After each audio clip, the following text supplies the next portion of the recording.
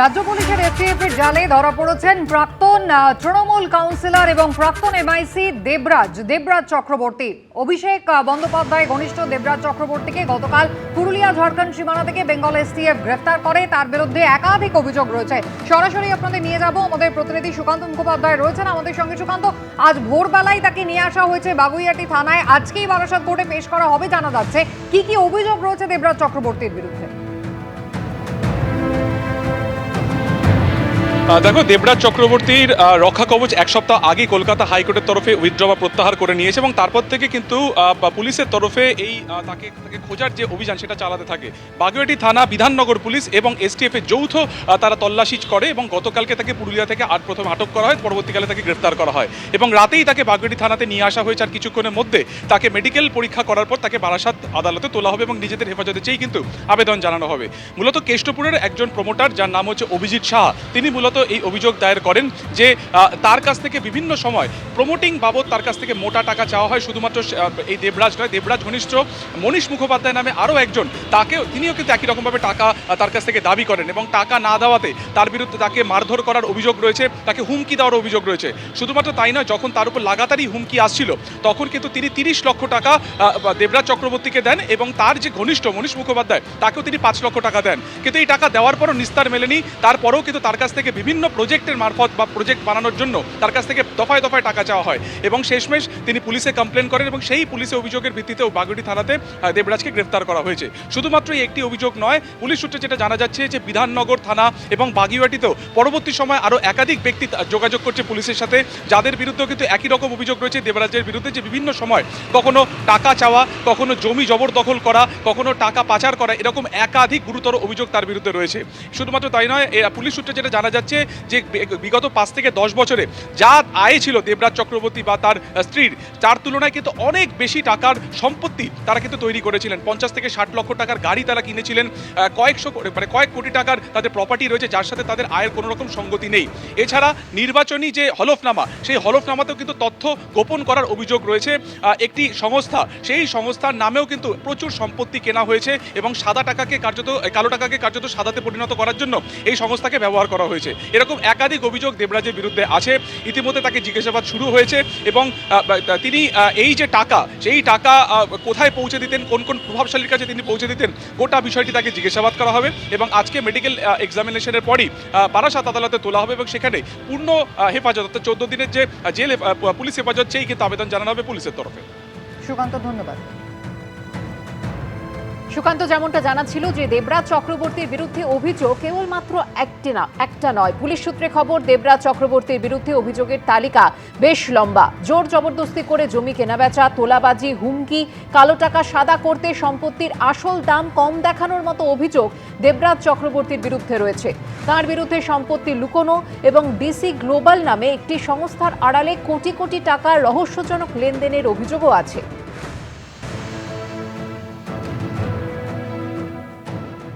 একটা 2 পয়সার কাউন্সিলর, তার নাকি 1300 কোটি টাকার সম্পত্তির হদিশ তো আমি পেয়েছি। আমি এর অভিযোগ করেছিলাম। 7,000 টাকা স্যালারি, একটা এমএলএ অ্যারাউন্ড 60,000 স্যালারি, আর বাদবাকি এদিক ওদিক মিলে 1 লাখ সামথিংয়ের কাছাকাছি স্যালারি। জিপ মেরিডিয়ান চলে আসছে, কোত্থেকে আসছে কেউ জানে না। চাকরি চুরি, রাস্তায় বসে এই ছেলেগুলো কাঁদে না আমার চাকরি চুরিয়ে গেছে বলে, প্রাথমিক দুর্নীতি, তারা কিছুটা শান্তি পাবে। অভিষেক বন্দ্যোপাধ্যায়ের রাইট হ্যান্ড, যে উত্তর 24 পরগনা কন্ট্রোল করতো, সেই দেবরাজ চক্রবর্তী অ্যারেস্ট হয়েছে। অভিযোগ রয়েছে দেবরাজ চক্রবর্তীর বিরুদ্ধে, তবে নজর কিন্তু রয়েছে তাঁর স্ত্রী অদিতি মুন্সির নির্বাচনী হলফনামাতেও। নির্বাচনী হলফনামায় তথ্য গোপন বা অসম্পূর্ণ তথ্য দেওয়ার অভিযোগ রয়েছে প্রাক্তন বিধায়ক অদিতি মুন্সির বিরুদ্ধে। গ্রেফতারি এড়াতে আগাম জামিন চেয়ে কলকাতা হাইকোর্টে গিয়েছিলেন এই দম্পতি। শিশু সন্তানের কারণে অদিতি মুন্সির জামিন মঞ্জুর করে আদালত, যদিও দেবরাজ চক্রবর্তীর জামিন আর্জিতে সাড়া দেয়নি আদালত।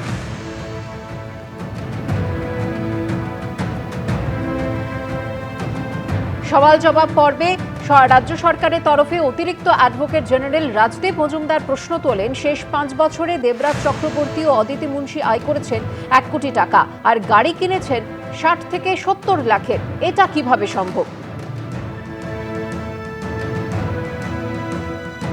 নাম পাল্টে গেছে, রাবণ রাজ নাম হয়েছে। আর দেবতাদের রাজা নন উনি, রাবণের রাজ। উনি নেতা নন, উনি অভিনেতা। বললাম তো, নেতা আর অভিনেতার মধ্যে তফাৎ আছে। যেখানে ছোবেন গন্ধ বেরোবে, কিসের বলছি না। তৃণমূল চোর নয়, সেটা কিন্তু শিরোনাম হতে পারে। চোর তৃণমূল সাংবাদিকতা করবেন না, ছেড়ে দিন, এটা রোজকার খাবার। কংগ্রেসের হয়ে 2015 সালে দেবরাজ চক্রবর্তী পুরো ভোটে অংশ নিয়েছিলেন, জিতেছিলেন, বিধাননগর পুরসভার কাউন্সিলর হয়েছিলেন। 6 মাসের মধ্যে দলত্যাগ করেন, তৃণমূল কংগ্রেসে যোগদান। প্রাথমিক নিয়োগ দুর্নীতি মামলাতেও কিন্তু দেবরাজ চক্রবর্তীর নাম জড়িয়েছিল। 2023 সালের 30শে নভেম্বর তাঁর দুটি ঠিকানায় সিবিআই তল্লাশি চালায়।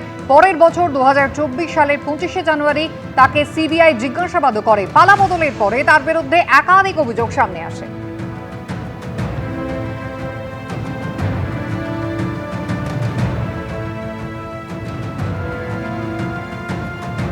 দেবরাজ চক্রবর্তীর গ্রেফতারির খবর সামনে আসার পরই রাতেই উৎসব শুরু করে দেন এলাকার বিজেপি কর্মীরা।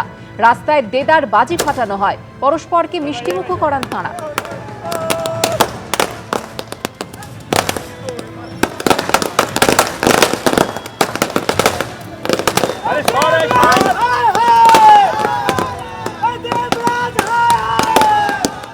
দিল্লি গেলেন ঋতব্রত বন্দ্যোপাধ্যায়রা।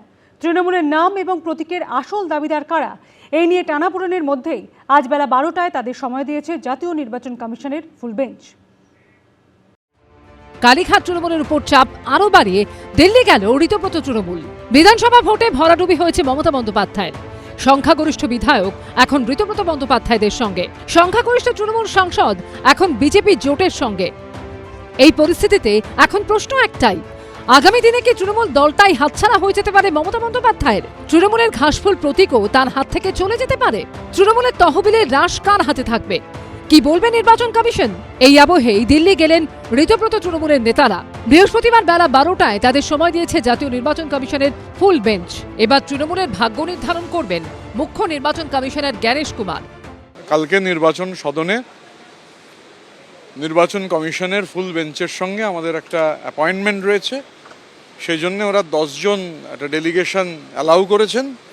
তো আমরা 10 জন সেই কারণে আজকে দিল্লি যাচ্ছি। কালকে বেলা 12টায় নির্বাচন কমিশনের ফুল বেঞ্চের সঙ্গে আমাদের অল ইন্ডিয়া তৃণমূল কংগ্রেসের একটা মিটিং রয়েছে, সেই কারণেই আমরা আজকে দিল্লি যাচ্ছি। কাল যখন আমরা ফুল বেঞ্চের সঙ্গে বসবো তখন আমাদের যা বক্তব্য আছে সেটা নির্বাচন কমিশনের ফুল বেঞ্চকেই হচ্ছে আমরা সেটা জানাবো। দেখুন, এটা গোটাটাই তো চলছে বিজেপি স্পন্সর।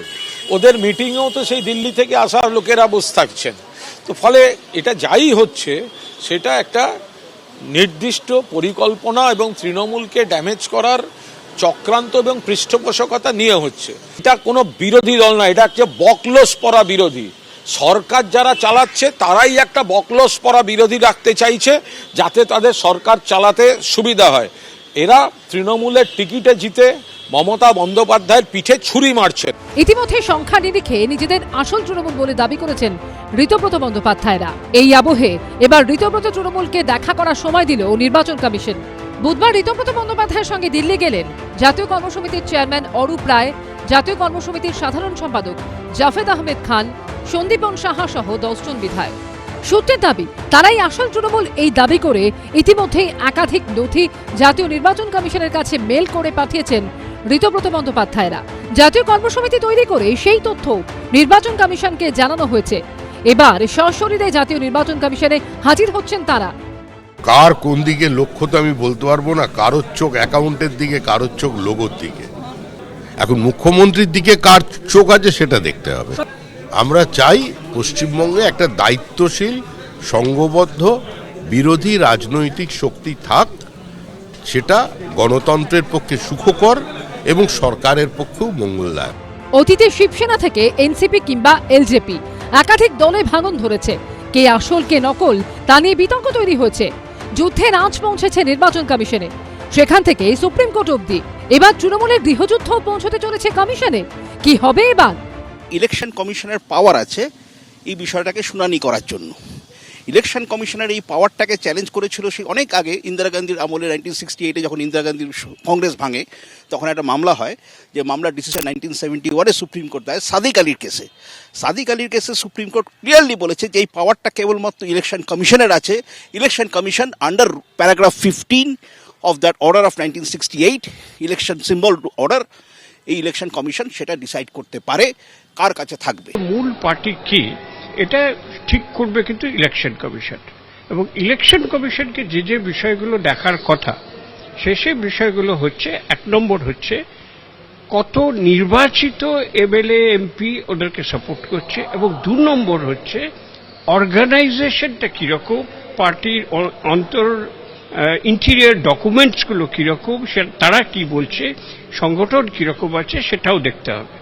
এই দুটো বিষয়কে দেখে নিয়ে কিন্তু করতে হবে। দিল্লিতে জাতীয় নির্বাচন কমিশনের বৈঠকের পর কি হয় এখন সেদিকেই নজর সকলের। কৃষ্ণেন্দু অধিকারী, সমীরণ পাল ও জয়ন্ত পালের রিপোর্ট, এবিপি আনন্দ। কালীগঞ্জের পলাশীতে মহুয়া মৈত্রকে লক্ষ্য করে ছোড়া হলো ডিম। 21শে জুলাইয়ের প্রস্তুতি সভা করছিলেন তৃণমূল সাংসদ। তখন নিচে বিজেপি কর্মী এবং স্থানীয়রা জড়ো হয়ে গো ব্যাক স্লোগান তোলে। দেখানো হয় কালো পতাকা। পাল্টা তৃণমূল কংগ্রেস জিন্দাবাদ স্লোগান তুললেন মহুয়া মৈত্র। যদিও মহুয়া মৈত্রের অভিযোগ উড়িয়ে রাজ্য বিজেপি সভাপতি শ্রমিক ভট্টাচার্য বলেন, বিজেপি এই সংস্কৃতিতে বিশ্বাস করে না, যা করছে তৃণমূল করছে। তৃণমূল সাংসদ মহুয়া মৈত্রকে লক্ষ্য করে ছোড়া হলো ডিম। একবার নয়, বারবার।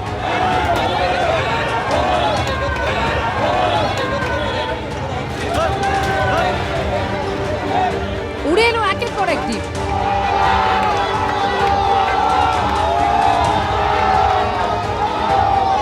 দেখতে পাচ্ছেন কিরকম ছুটছে পুলিশের সামনে, দেখুন দেখুন, দেখলেন আপনারা, মুখটা দেখলেন, মুখটা দেখতে পাচ্ছেন, জাস্ট দেখে যান কি করছে এরা। আমি কোথাও যাব না, আমি এখানে থাকবো। দেখানো হলো কালো পতাকা, উঠলো গো ব্যাক স্লোগান। পাল্টা স্লোগান তুলেন মহুয়া মৈত্র।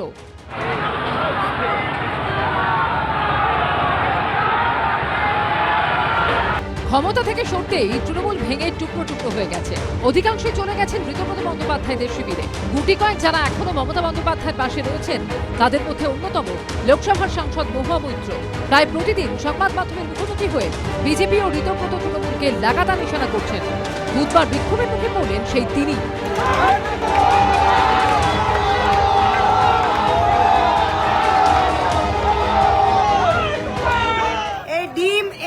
ডাকছে দেখুন, just see, we have been get out. আর আমরা ওপরে মিটিং করছি আমাদের অফিসে, দেখুন, জাস্ট দেখুন, this is the state of law and order. এরা কেউ সাধারণ পাবলিক নয়, এরা প্রত্যেকটা বিজেপি কর্মী। বুধবার কালীগঞ্জের পলাশীতে 21শে জুলাইয়ের প্রস্তুতি সভা করছিলেন কৃষ্ণনগরের সাংসদ মহুয়া মৈত্র। তখন নিচে বিজেপি কর্মী ও স্থানীয়রা জড়ো হয়ে গো ব্যাক স্লোগান তোলে। ছোড়া হয় ডিম।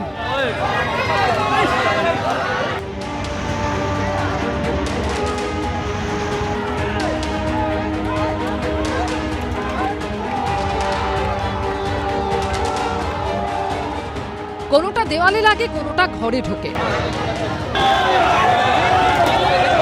গোটা ঘটনার ফেসবুক লাইভ করেন মহুয়া মৈত্র। প্রত্যেকটা বিজেপি কর্মী দেখতে পাচ্ছেন, এদের মুখগুলো দেখুন, এই যে একে দেখুন, একে দেখুন, একে দেখুন, প্রত্যেকটা মহিলাকে দেখুন, প্রত্যেকটা মহিলাকে দেখুন, দেখতে পাচ্ছেন সবাই, এসপি নাদিয়া, ওসি কালীগঞ্জ, সবাইকে দেখছি আমরা। পুলিশের ভূমিকা নিয়েও ক্ষোভ উগরে দেন তৃণমূল সাংসদ। পুলিশ ডেকে মহিলাদের এদিকে পাঠাচ্ছে, দিস ইজ আ মব, আর এতগুলো পুলিশ মবকে ডিসবার্স করছে না। বিজেপির দাবি, ডিম ছুঁড়েছে সাধারণ মানুষ। ইনি হচ্ছেন একটা বড় চোর, তাই জনসাধারণ জেগে গেছে। হ্যাঁ, ডিম ছোড়া সাধারণ পাবলিকে মেরেছে। লাস্ট 2.5 থেকে 3 ঘন্টা এই তাণ্ডব চলছে। বিক্ষোভ মানুষ দেখায়, বিজেপির 10টা বারোর পুলিশের চাকরকে নিয়ে দেখায় না, বিজেপির ফ্ল্যাগ নিয়ে এরা এখানে করছে। আর মুখ্যমন্ত্রী গুন্ডা দমন আইন পাশ করেছে, এরা কি ইনসাইটমেন্ট টু মব ভায়োলেন্স নয়? আমি ফ্ল্যাগ হাতে এখানে দাঁড়িয়ে থাকি। গোটা ঘটনায় প্রতিবাদে সরব হয়েছে কালীঘাট তৃণমূল। পাল্টা জবাব দিয়েছে বিজেপি। মহুয়া একটি বৈঠক করছিলেন, সেখানে তৃণমূল কংগ্রেসের সবাই ছিলেন, সেখানে জমায়েত করে হামলা হয়েছে, ডিম ছোড়া হয়েছে এবং সেখানে পুলিশ সেই বেআইনি জমায়েত, বিজেপির জমায়েতকে সরাতে কোনো ভূমিকা পালন করেনি। অত্যন্ত আপত্তিকর কাজ হয়েছে। और जहाँ तक महुआ जी का सवाल है, बहुत ही नौटंकी करते हैं जिस तरीके से बात करते हैं, और महुआ जी का सवाल जितना कम हो उतना अच्छा है ना। पार्लियामेंट से क्यों निष्कासित किए गए थे सब लोगों को मालूम है। বিজেপি এই সংস্কৃতিতে বিশ্বাস করে না।